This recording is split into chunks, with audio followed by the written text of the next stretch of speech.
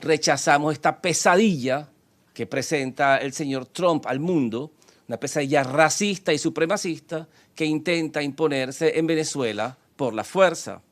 Hoy en Lima hay una reunión de 44 países, anunciaron 100, después dijeron que eran 60, asistieron 44, va cayendo el número del apoyo internacional que ellos creen tener. Ni de lejos es suficiente para entrar a las Naciones Unidas y retar nuestras credenciales como quieren hacerlo en septiembre. Los esperamos, por cierto. Y ellos creen que matando al pueblo venezolano de hambre, violando los derechos humanos del pueblo venezolano, haciendo castigos colectivos, creen que pueden imponerse. Es la fuerza y el poder de la arrogancia de un gobierno que plantea la guerra perpetua para expandir su dominación. Y en Venezuela vamos a resistir y vamos a vencer esta nueva ola de ataques imperiales del gobierno de los Estados Unidos. Un gobierno, por cierto, que con tantos problemas internos está haciendo una fuga hacia adelante, porque lo que está es tratando de sembrar la discordia y el odio dentro de su propia nación, encendiendo los demonios del racismo y de la discriminación, atacando a los extranjeros, atacando a los latinoamericanos y ahora en especial a los venezolanos. Nosotros somos la punta de lanza de la resistencia contra esta ola supremacista, que ni siquiera es fascista, es anterior al fascismo, es más anacrónica. Anterior al fascismo, esta ola blanca supremacista que se inicia desde la cabeza del gobierno de los Estados Unidos. Para terminar la exposición, nosotros hemos escrito una carta al secretario general y una carta a los miembros del Consejo de Seguridad denunciando no la situación de hoy, puesto que nos acabamos de enterar, ¿verdad?, anoche, sino las amenazas militares del bloqueo naval del gobierno de los Estados Unidos. Le escribimos al Consejo de Seguridad. El Consejo de Seguridad tiene la obligación de tomar medidas, de impedir la violación del derecho internacional por parte de un miembro permanente que obliga al resto de la comunidad a condonar, a avalar, a apoyar su violación de la ley. Por eso le escribimos al Consejo de Seguridad y le solicitamos que intervenga usando las facultades que le da la Carta de las Naciones Unidas. Y también le escribimos al Secretario General de las Naciones Unidas que también le pedimos que haga una condena pública a esta agresión contra Venezuela. El Secretario General debe hablar porque se está violando la ley, se está violando los derechos de las naciones acá, se están violando los derechos de otras naciones, no nada más de Venezuela. Y el Secretario General puede usar sus buenos oficios también para intervenir en el asunto, pero tenemos dos cartas, una al Consejo de Seguridad y una al Secretario General, en inglés y en español. Les daré copia a ustedes. Para un momento voy a hacer un resumen en inglés. Today, we are sending letters, two letters, one to the Security Council and one to the Secretary General of the UN.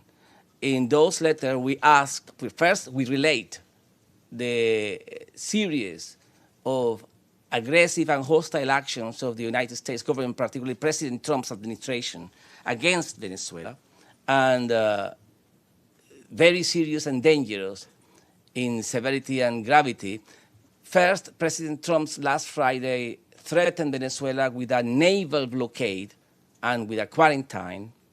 These extreme, extraordinary actions are established in Article 41 of the UN Charter only if are authorized by the Security Council, only. And they are authorized by the Security Council only if there are threats to peace, breaking of the peace, or a clear case of aggression.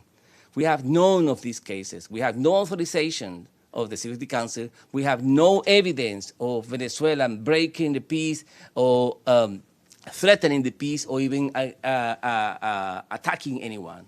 But without these requirements, the United States, without any regard for international law, is threatening with a quarantine and a naval blockade against Venezuela, threatening with fabricating a famine in a Latin American country just for the purpose of imposing its imperial interests. More than that, in that letter we relate how the U.S. government is provoking a military incident and is fabricating a military incident in Venezuela by sending spy planes, spy aircrafts into the flight information region controlled by Venezuela without any warning, just for the sake of creating an incident and then threatening at the same time with using his force, his might, military might, against Venezuela. They are fabricating a casus belli, they are fabricating a justification and excuse to clash with Venezuela and invade Venezuela. And we relate there more than 55 incidents where the Southern Command, the US Southern Command, sent military planes into Venezuela, the Venezuelan flight information region, without any warning and without any information afterwards. We are not talking about mistakes. We are talking about a plan, a systemic execution of a plan trying to get an incident and putting at risk all the civil aviation in that particular region. More than that, we also relate how the US and the American officials first announced in the Washington Post on the 8th of May how they, after the failure of the coup d'etat, because they planned and executed a coup d'etat in Venezuela which failed miserably, and out of their frustration, they declared to the Washington Post that they were willing to show their teeth, to show their muscle against Venezuela by sending military assets off the waters of Venezuela. And immediately next day, they send US Coast Guards into the territorial waters of Venezuela, maritime territory, and as close as 14 nautical miles of Caracas. As close as that. And that vessel was escorted out of our territory by Venezuela and the Venezuelan Navy. But what I mean with all these events is that the Americans, the US government, not the Americans, the Trump's administration, the racist administration, the raciest ever administration in the history of this continent, is trying to get a war, trying to fabricate a war on Venezuela. And the militarization of the relations with Venezuela is one of the dangers that we are trying to expose. And we are asking the Security Council to exercise its powers, expressed or written clearly in the Charter, Article 34, that gives the power to the Security Council to investigate any matter that could threaten the peace.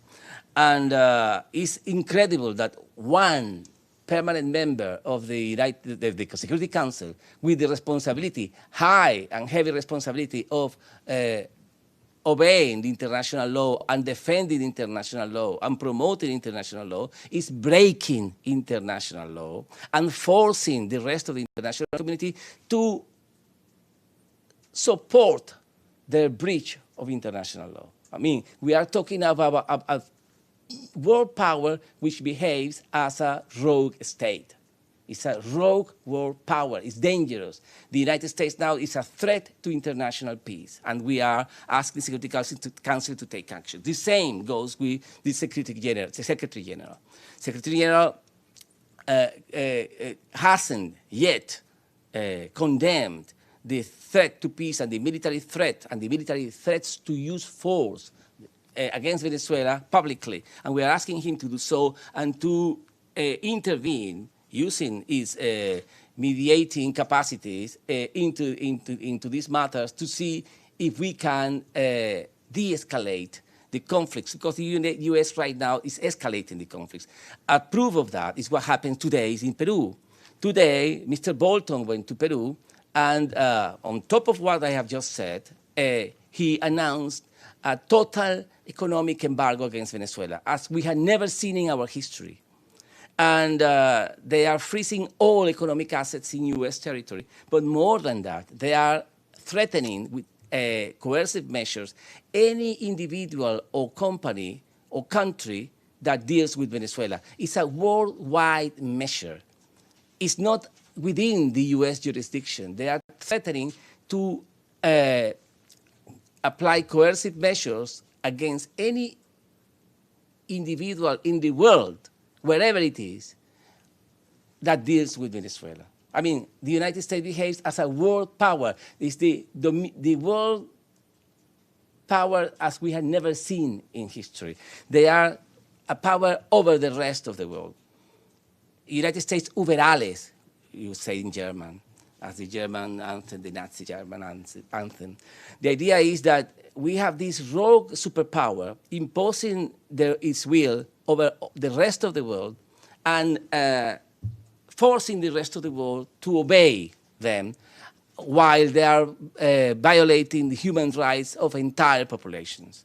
We reject this nightmare. We reject this aggression, and we will also take the measures necessary internationally and nationally to defend ourselves. But this is an act of war, what the United States is declaring against Venezuela, in front of everyone, for no reason. Venezuela is not a threat to anyone. And the United States is fabricating this aggression just to take the oil. And if you don't believe me, listen to Mr. Wilbur Ross, the Secretary of Trade of the United States, who is speaking in Peru this afternoon, and he's already proposing a plan to rearrange Venezuela after they topple our government in their dreams or in their nightmares. They already have a plan. Have they consulted that plan with any Venezuelan? No, it's a plan made in Washington, written in Washington, thought out in Washington to impose to Venezuela after they topple the Venezuelan government. It's an imperial plan, it's a colonial plan. This is the kind of new brazen colonialism in the 21st century, which is fueled by racism, white supremacism, white nationalism, violence and hate. And we are going to confront that. It's our right to defend ourselves. I stop here. I'm going to give you a copy of the letters that we sent to the Secretary General and to the Security Council in English and in Spanish. And I am now able to answer your question, the first question to the lady, the senior lady here, the dean. Thank you. Thank you, Ambassador. Thank you on behalf of ANCA for this conference. Venezuela accuses the U.S. Of economic terrorism. So what does it mean, and do you plan to respond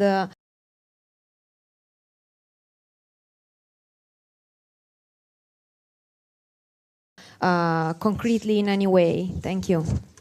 Economic terrorism is the right and only correct definition of what they themselves call sanctions after they were an authority. You could accept sanctions from a legal or legitimate authority, but they are not authority over Venezuela. They are attacking Venezuela with economic measures, economic warfare, and more than economic warfare, economic terrorism, because they are preying on the weak, preying on the civilians, preying on the elderly, preying on the women, preying on the children. They are preying on those who cannot defend themselves and taking them as hostages in order to bend our government's will towards their interests. So that's the actual definition of terrorism, using violence for political purposes on civilian population. They are attacking the civilian populations.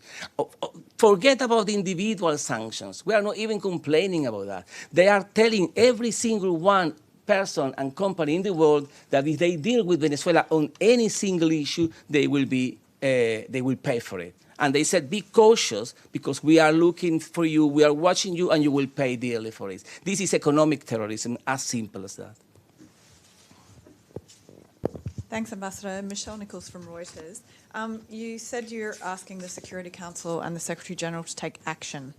What kind of action would you like to see them take? And just throwing forward to the UN General Assembly next month, are you expecting President Maduro to attend again? How long will he be here for? And is there any chance he might meet with President Trump? I cannot see the future. I mean, the last two questions are too difficult. First one, can't foresee if there is a meeting between these two presidents. Second one, I'm not in the position to predict his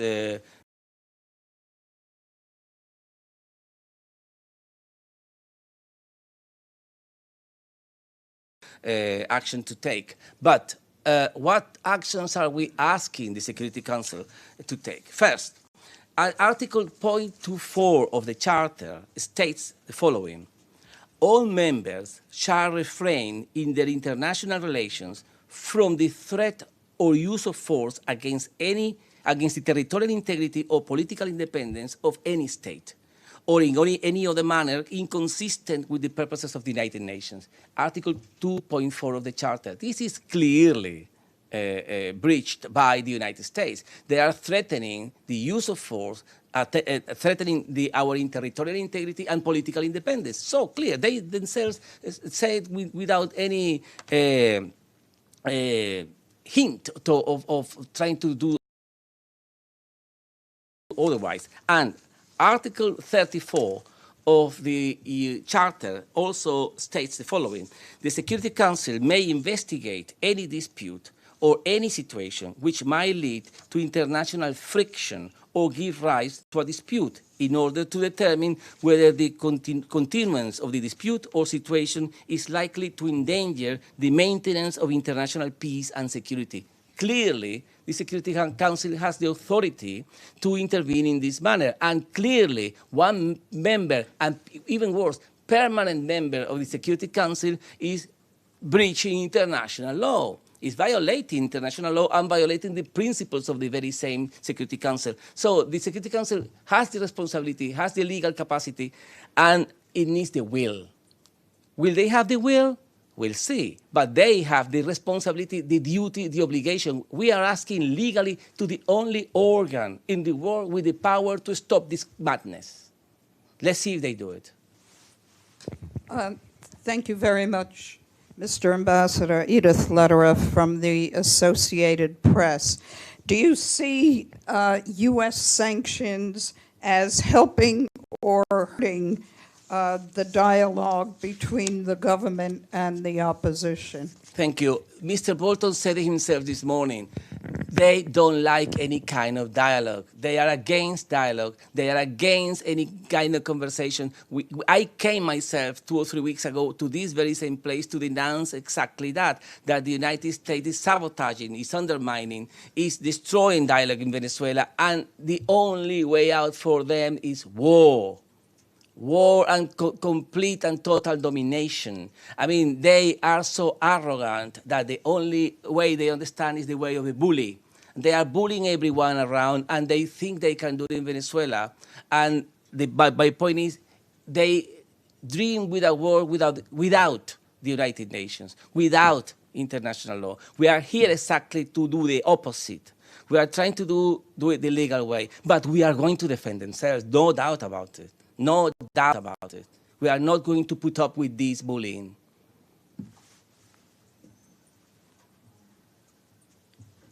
Gracias, señor Moncada. Algo con mi... Yeah.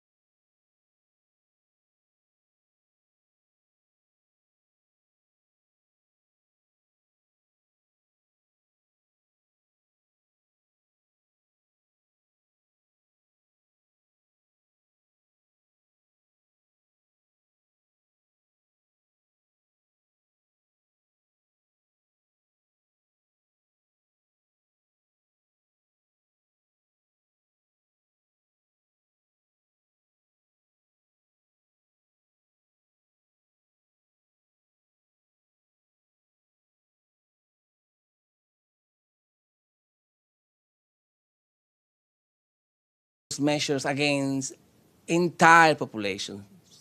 None. I mean, we are talking of a war crime. These are crimes against humanity. These people are criminals. You have to say it with all the letters in there. They are war criminals, and they are using economic measures the same way that other people use bombs in the Second World War, for example. Exactly the same calamities, exactly the same kind of casualties and victims. But some people are choosing not to see. There is a moral blindness here. And we need to denounce the blindness in most of these powers that they mount their white and high horses and think they are moral enough or they are righteous enough to criticize the rest of the world, but they don't see these crimes against Venezuela. Say in Spanish now.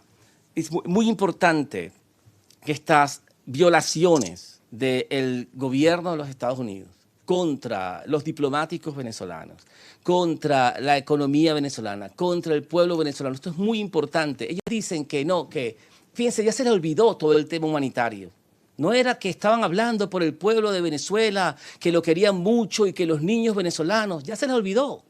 Ahora amenazan con guerra, amenazan con sanciones, dicen que tienen una ventana para las medicinas y la comida. Mentira, porque le están diciendo a todo el mundo no toquen nada que ver con Venezuela. Ya mismo, venezolanos comunes y corrientes, venezolanas y venezolanos, hoy mismo en la mañana, están recibiendo presiones de sus cuentas con miles de otras empresas en el mundo que le dicen no podemos trabajar con Venezuela porque es muy riesgoso. Muy difícil trabajar con Venezuela, cerramos su crédito, cerramos la relación con usted, cuando esto mejore volveremos. Civiles, personas comunes y corrientes, jóvenes que están siendo suspendidas hoy por miedo que tienen a la amenaza del gobierno de Estados Unidos. Estamos hablando de una masiva violación de los derechos humanos y ellos quieren crear una hambruna, quieren crear una hambruna en Venezuela, doblegar al pueblo venezolano por dolor, enfermedad y hambre. Y esto es un crimen porque lo están haciendo por razones políticas y Estados Unidos no tiene nada que hacer en territorio venezolano, puesto que Venezuela es libre e independiente. Another question. Yeah, okay. Come on. Lady. Gracias, embajador, por la conferencia de prensa. Tras el anuncio de Trump de que bloqueaban totalmente a Venezuela, Bolton dijo que el tiempo del diálogo ha terminado y que ahora era el momento para la acción. ¿Cuál es el mensaje de Venezuela? Gracias. Let's translate that in English as well. Mr. Bolton himself says this morning that time for dialogue is over and now it's time for action. I mean, he's the enemy of dialogue. Mr. Bolton es el enemigo del diálogo. El señor Bolton no es venezolano. Es muy importante que se entienda. Venezolanos. ¿Quién es el señor Bolton para meterse? ¿Quién lo llamó? ¿Quién le dio la autoridad? ¿Por qué los Estados Unidos creen que pueden meterse en esto? Pero nada más eso, amenaza al pueblo entero de Venezuela sin importar si son de un lado o de otro. Ahora, por eso comencé diciendo, muy importante que se entienda esta idea, estamos en una nueva fase. Ya no es los Estados Unidos apoyando un golpe o una guerra porque apoya una facción en Venezuela. No, ahora los Estados Unidos toma el control y se olvidó de esa facción en Venezuela, ya no los toma en cuenta, les está diciendo, se hace como yo digo, y el plan económico es el que yo digo y Venezuela se reparte de esta manera. Por eso digo, se abandonaron las máscaras humanitarias, se abandonó la máscara de que luchaban por la libertad. Ahora estamos claramente en un proyecto de dominación colonial, de invasión directa y de control directo de los Estados Unidos sobre Venezuela y es nuestra lucha por nuestra segunda independencia nacional. Por eso es lo grave de lo que estamos viviendo en estos momentos. Estamos luchando por la segunda liberación de Venezuela. The last one, well, two more.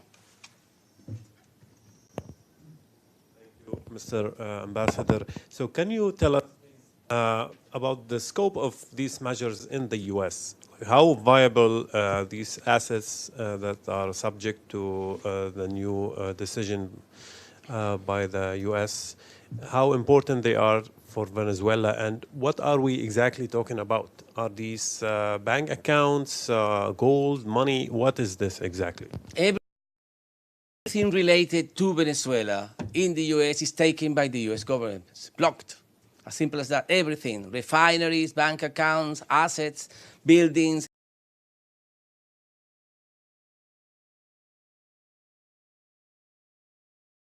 We take the plane if the plane belongs to the government. I mean, it's a confiscating measure, universal confiscating measure. It's theft, plunder, and pillaging in a planetary scale. That's what it actually is like. Theft and plunder in a planetary scale. There is no way to justify this measure. But more than that, pay attention, planetary scale. No, I'm not talking about the US only. They are saying to everyone around the world, don't touch anything related to Venezuela because you will pay for it. If we found that you had any dealings with Venezuela, we will take your assets.